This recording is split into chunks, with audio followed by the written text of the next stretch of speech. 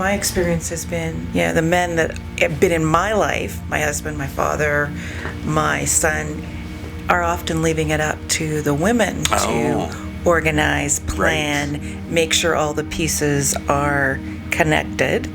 So it's actually refreshing to hear you say that. And it is happening on both sides, right? Like you're either checked out, and this is part of the bigger problem. You're either checked out, not feeling like you have a voice or that you could possibly contribute in any way because I don't know, or I don't understand, or whatever it is that stops us. That is the game. It is the combination of both of those. Like you're always in both of those in one way or another. But do you think that feeling bad about yourself and sort of that I don't know what to do is all because of what society is kind of forcing us to look at or think that is important? Absolutely. And when I think of purpose, I think of what is my inner voice telling me and not what the rest of the world is telling me. And we were just talking about it earlier about being on automatic pilot. And I think that's what so many people are. And they're not listening to their inner voice. They can't hear it. Well, you're right. They can't hear it. So we have to kind of help them quiet the mind so that they can hear it. Yeah. Because it's there. Yeah.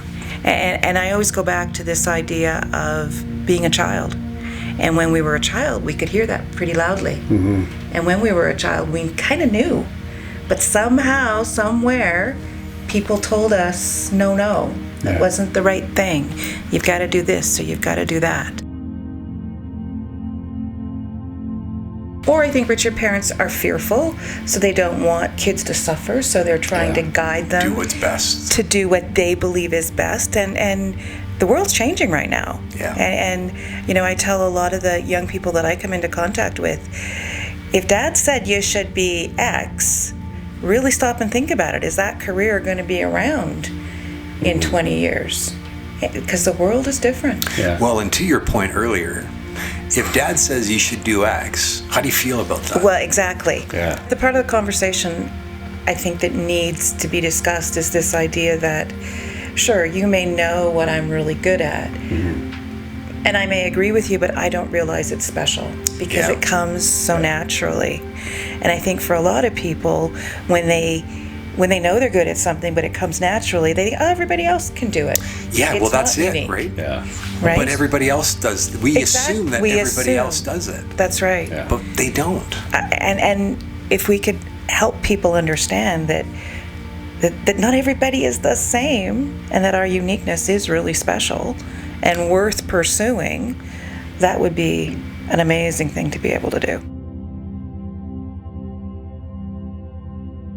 It goes back to, being a child and being, saying to my mom I wanted to be a teacher, and she poo-pooed it, so I didn't.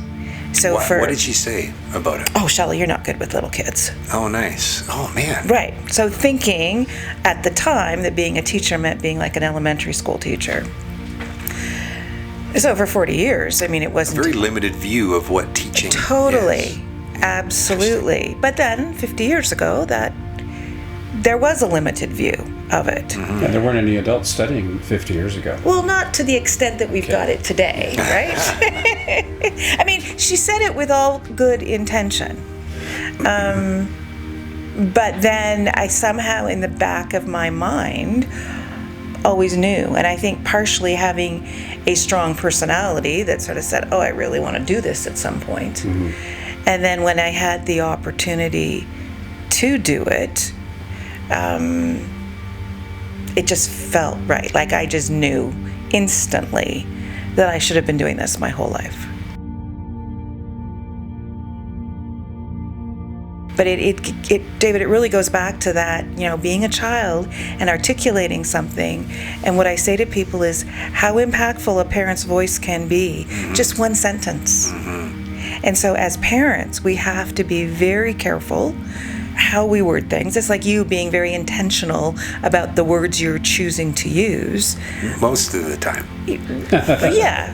But that's probably better than a lot of people. Yeah. But being a parent, you probably are realizing the things that I say to my children have this indelible impact. And we don't even see it right away. And I think where I'm getting very passionate about it right now is with my grandchildren. And I'm seeing these, 4, 5, 7-year-olds and watching their parents and how they interact with them. And I am feeling a need to give them the space to be who they are and not to tell them that they're going to be anything in particular. Right. Yeah, because really, who are we to say? We aren't. At the end of the day. Exactly. Not that we won't continue to try.